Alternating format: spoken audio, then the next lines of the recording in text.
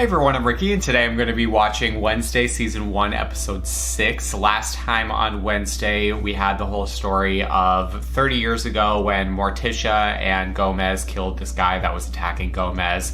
The principal had thought that he was the one to kill him, even though he wasn't. He took the fall for Morticia because he was in love with her. He was eventually let go. He was arrested again because the police officer, that is Tyler's dad, had some sort of grudge against him, felt like he was guilty all along. They ended up finding out that the dude that was attacking him was poisoned with this nightshade stuff. He was like rabid. There's also something called the Nightshade Society, which I was thinking about how it never really explained why Miss Thornhill knew about the Nightshade Society, or at least where the lair thing is. Like, she opened up the gate to it and everything, and then we never returned back to it, which further makes me think that it is her, and also the fact that she showed up right after Eugene got attacked too. So I'm not really sure. I just think that she is the monster. Did I say werewolf again? By the way, I kept calling it a werewolf. I thought that someone earlier in the season had called whatever monster attacked Wednesday a werewolf, so that's literally all I've been calling it, but I was wrong. My apologies.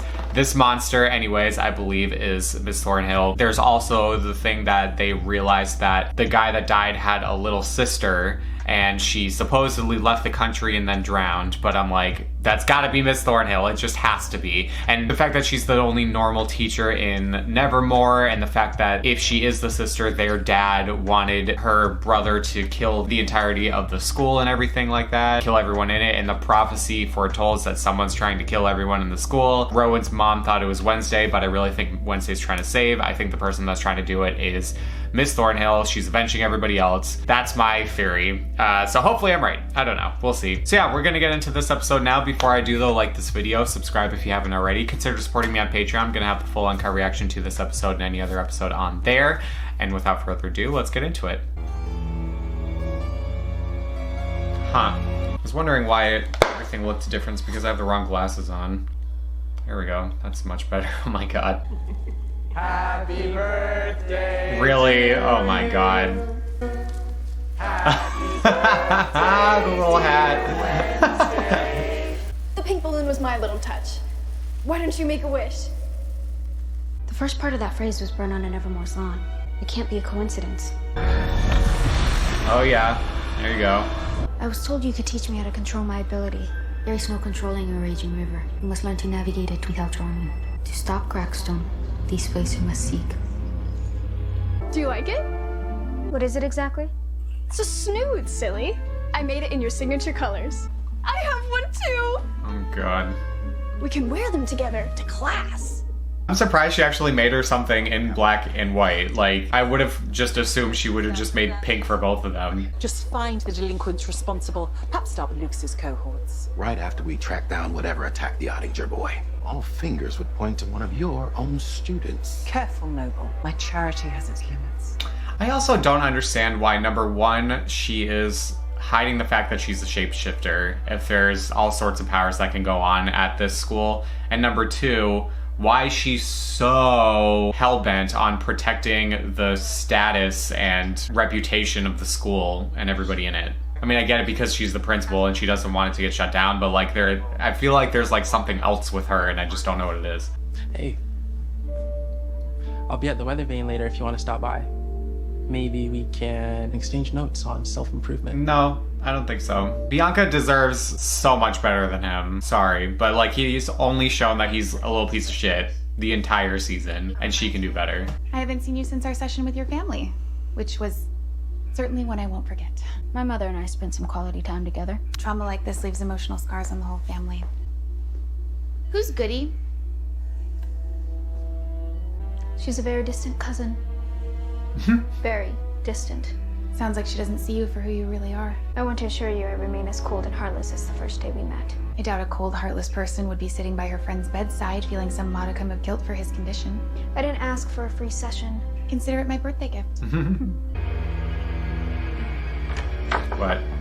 Was that like a nightshade flower or something? Is she the monster? Is she trying to finish off Eugene or something? It would make sense that she could also be the little sister too. Come on, don't you like a day that's all about you?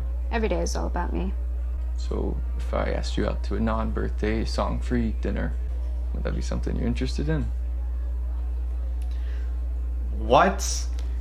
I have a tight deadline. What draws Tyler and Xavier both into Wednesday when she has shown them zero interest? The only time that she's talked to either of them is when she's wanted something. She's only been using them, and they still are just like crawling back to her. I don't get it. It doesn't make any sense.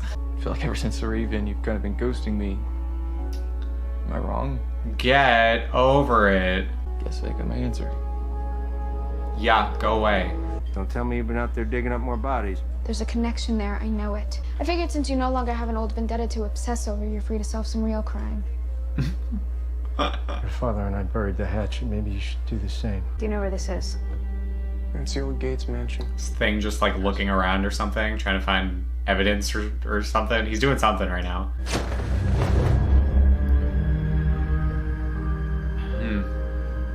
Interesting.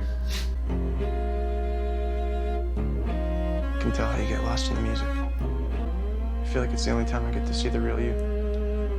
Oh god. Xavier, oh my god. Can these boys get over her, please? Oh my gosh. Most people think I'll never amount to anything. I haven't done much to make them think differently. Why'd you trash the dance? Guess I was angry that my dad was humiliated on outreach day when I paid back. But then after we did it, kind of felt like crap. He's using the same Tyler excuse. He's like, I don't know, but I feel bad now, so sorry. Like, I also can't forget that he tried to beat up Wednesday at the same time as well. So, and Eugene.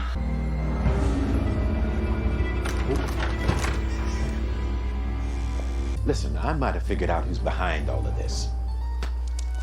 It's a long shot, so I'm gonna have to lay it out for you. We'll do it over pie at the weather vane. Oh, okay. What would have been a better solution would have been Thing to hang on to the car and eavesdrop on what the conversation is while Wednesday investigates in that house. And then Thing will just go back and tell her what happened, but now she's in his trunk.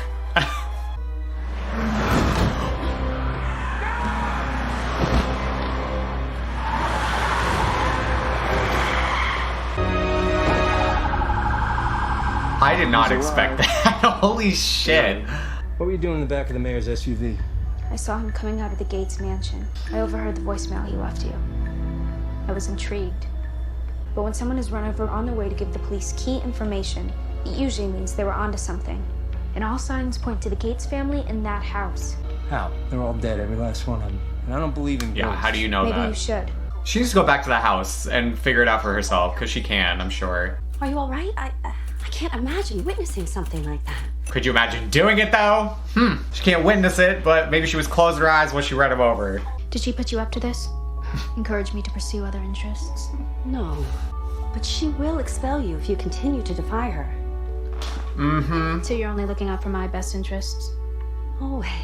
She is trying to get her to stop snooping around because she is the monster and she doesn't want her to figure it out. I'm fully convinced. And if I'm not fully convinced, then the other 1% of me thinks it's the therapist. But 99% I'm like, it's her. It's gotta be. Leave me another type. Is that supposed to be about Mom? Of course not. And that would require you to actually talk about her.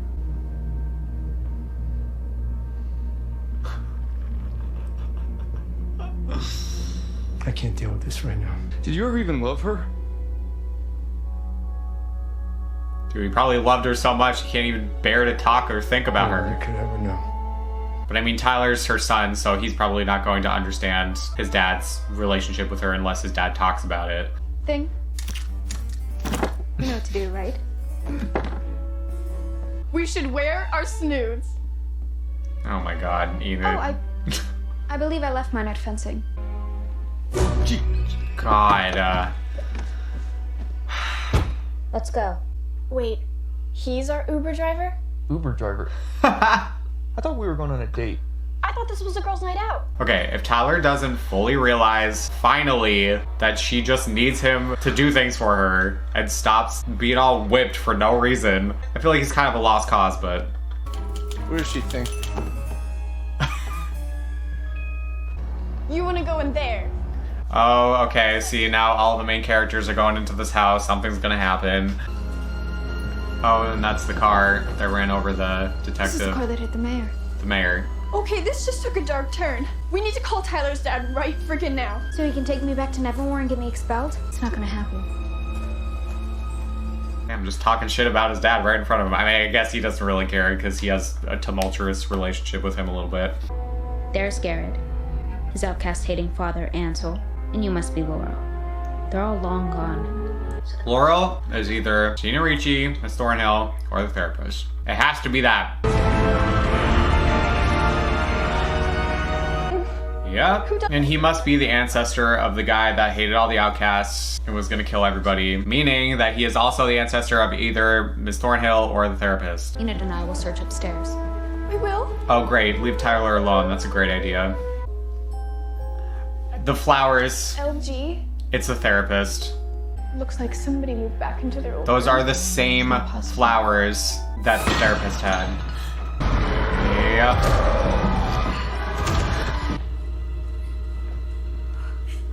I'm scared.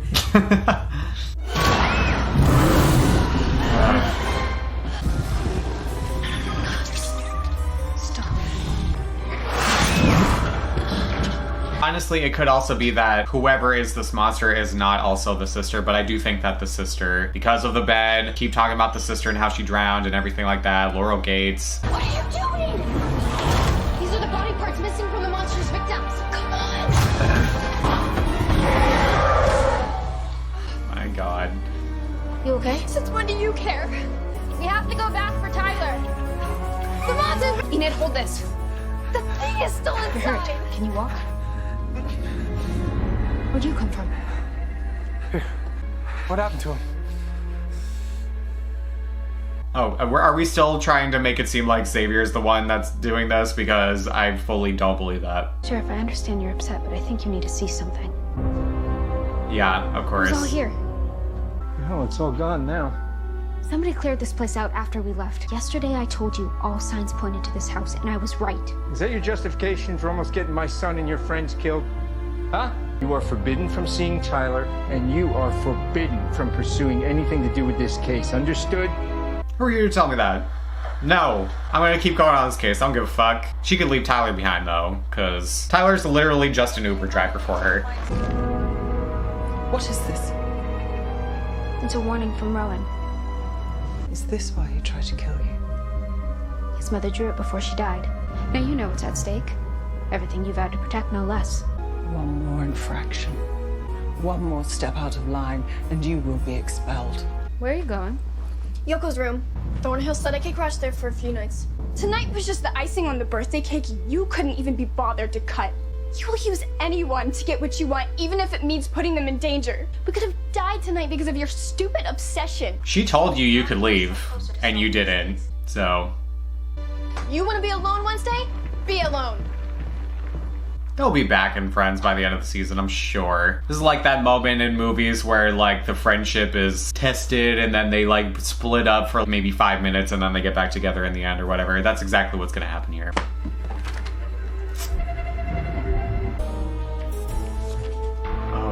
Oh, pictures even of... But I won't be intimidated. When they and pulled I will up. never give up. And when Mayor Walker got too close to the truth, he was silenced. That's a feminine hand. I'm just saying. But Oh, well, Rip Mayor. I will find you. Oh, that was great. I like that episode a lot.